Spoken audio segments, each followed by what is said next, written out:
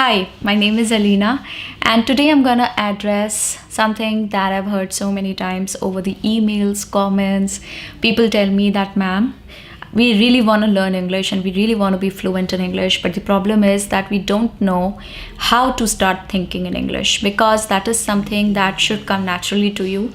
If you want to speak properly, fluently in English, that is something that your heart wants from inside. You really want to think in English, because that is when this process of translation from Hindi to English stops.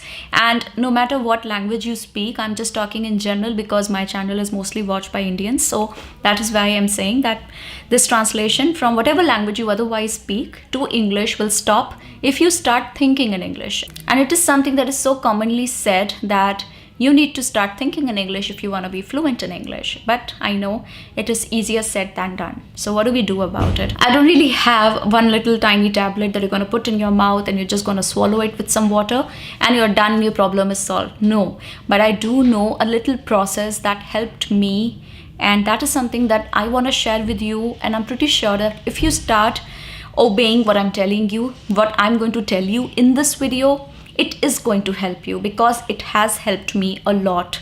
Okay, so just hear me out for the next few minutes and I'm pretty sure that something or the other is gonna click for you. Pretty sure about that. Let's get started. First of all, I want to say this to you, that right now you're already thinking in English. English is mix of Hindi and English. So you are combining the two languages when you're actually thinking about something, right? All you've got to do is that little by little, you're going to increase the percentage of English, and automatically the percentage of Hindi is going to come down. Now, when I'm talking about Hindi, I want to say that mostly this channel is watched in India, so I'm mentioning about Hindi, but it is equally fit for any other language of any other land, wherever you're from. Just watch this video and replace Hindi with your mother tongue and you will be good to go. Okay, so the percentage of Hindi has to go down little by little, and automatically when you're decreasing the percentage of Hindi, what is happening is, on the other hand, the percentage of English is going up little by little. Okay, so it's like this. Okay, that is how it has to happen. This has to come down and this has to go up. The percentage has to shift, because none of us are going to stop thinking. We are thinking about something or the other, right?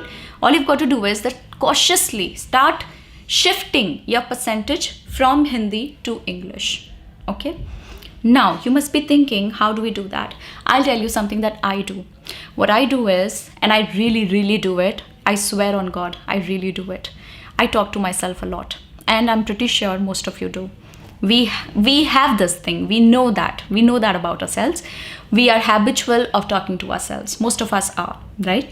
What I do is that whenever I am speaking to myself, I only and only speak in English to myself. Because anyway, let's face it, our mother tongue is something that is exposed to us anyway way too often, right?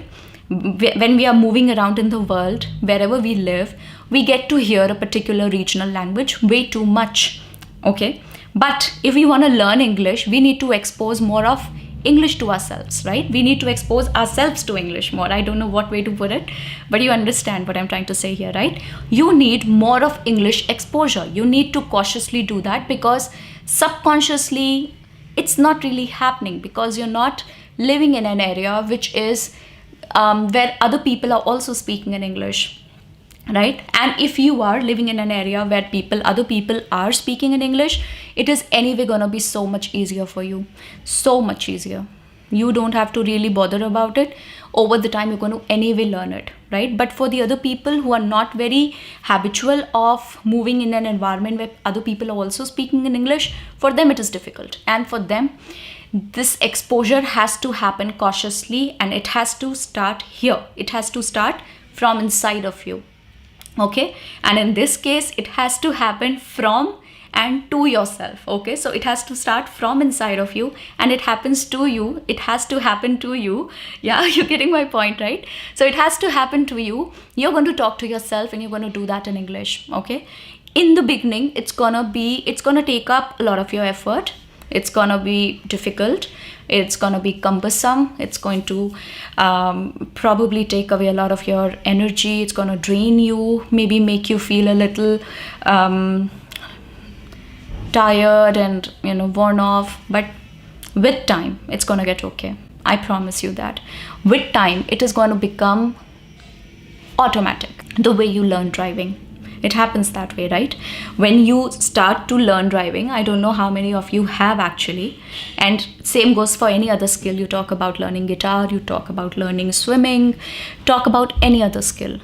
Whatever you're trying to learn right now, what happens in the beginning is that you have to cautiously set your feet on the brake, on the accelerator, on the clutch, whatever way you're driving a stick or you're driving without a stick.